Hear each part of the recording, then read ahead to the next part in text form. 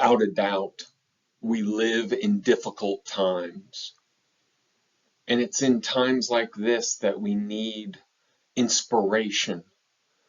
We need God to speak to us and reaffirm the purpose of life, humanity, the purpose of our very life. Why are we alive now, and why should we get out of bed today? And the Old Testament book of Ecclesiastes, written by King Solomon, the preacher, the son of David, gives us the meaning of life. Let's delve into it together. Ecclesiastes chapter 1, verses 4 through 11 can be titled Life's Monotony. Verses 4 through 11 in the New American Standard says this, quote, "A generation goes and a generation comes, but the earth remains forever. Also the sun rises and the sun sets, and hastening to its place it rises there again. Blowing toward the south, then turning toward the north, the wind continues swirling along, and on its circular courses the wind returns. All the rivers flow into the sea, yet the sea is not full. To the place where the rivers flow, there they flow again. All things are wearisome. Man is not able to tell it. The eye is not satisfied with seeing, nor is the ear filled with hearing. That which has been is that which will be, and that which has been done is that which will be done. So there is nothing new under the sun. Is there anything of which one might say, 'See this? It is new. Already it has existed for ages, which were before us.' There is no remembrance of earlier things, and also of the later things which will occur. There will be for them no remembrance among those who will come later still." Ecclesiastes chapter 1, verses 4 through 11. You can hear the monotony of it all, can't you? Chapter 1, verses 4 through 11 certainly has life's monotony. You have this cyclical, circular view of life as nothing changes. You see that in verses 4 through 7. And then in verses 8 through 11, you see where there's nothing new. It's all from looking at nature. Like Henry David Thoreau or John Muir, the preacher of Ecclesiastes learns from nature and witnesses divine truth in God's creation. The cyclical nature of life is like what is found in nature and the seasons, as in verse 4, the earth, verse 5, the sun, verse 6, wind, verse 6, circular courses, and even rivers and seas in verse 7. God, through his creation, reveals to us a natural rhythm, a circular flow. This circular flow, this natural rhythm, it provides comfort, like a mother rocking her toddler.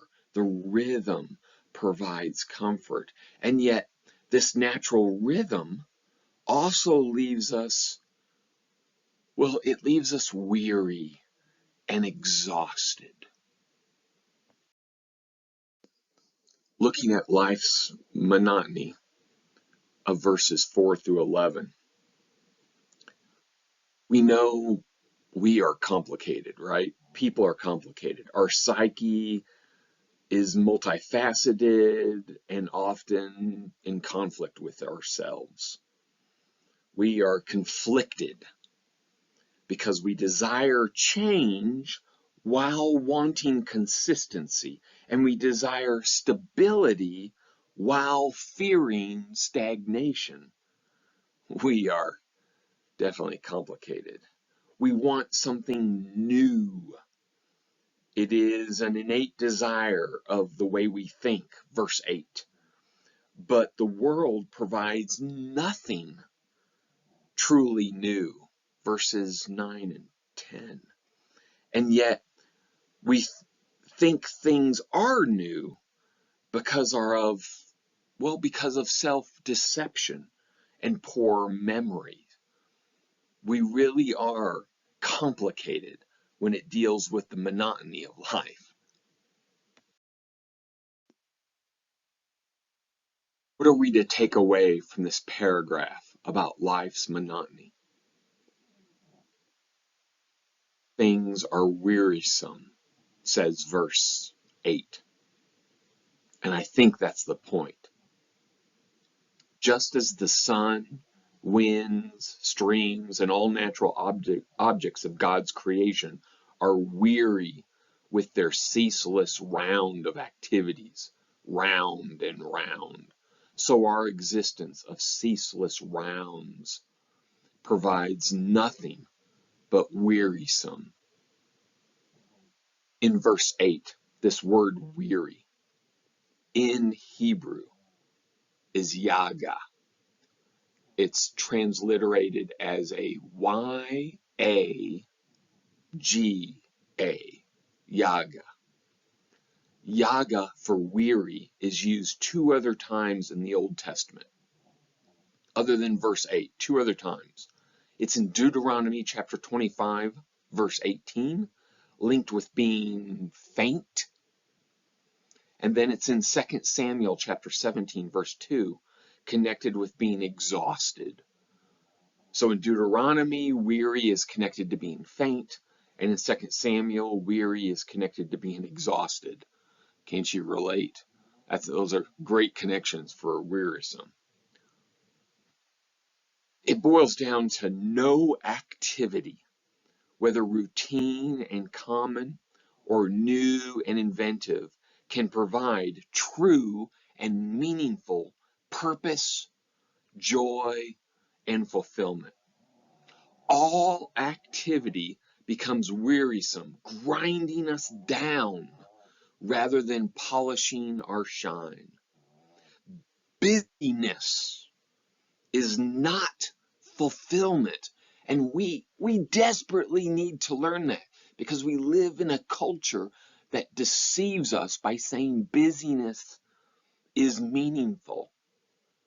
Busyness is not fulfillment, but weariness linked with, well, fainting and exhaustion, if you want to connect Deuteronomy 25 and 2 Samuel 17. This idea from verse 8 that all things are wearisome, it takes me to Psalm 46, verse 10. You know, I struggle with Psalm 46, verse 10, because it is so contrary to who I am and to my upbringing and to the pressure of the culture. Psalm 46, verse 10. Cease striving and know that I am God. I will be exalted among the nations. I will be exalted in the earth. That whole stop. God's got this is probably the positive reaction to the idea that all things are wearisome. There's a lot here for us to ponder and chew on, and a lot to apply to our lives. This topic is incredibly important, and we need time to think about the purpose of our individual lives. Why do I exist, and how can I make the most of the time that God has given me? If you're interested in delving into Ecclesiastes deeper, then I wrote a book in 2018. It's 50 pages. It's $1.98 on Amazon. It's for a Kindle, an e-reader, and it's called Search for Significance, an examination of Ecclesiastes. And I will put the link to this book on Amazon in the description below as an additional resource for you if you wish.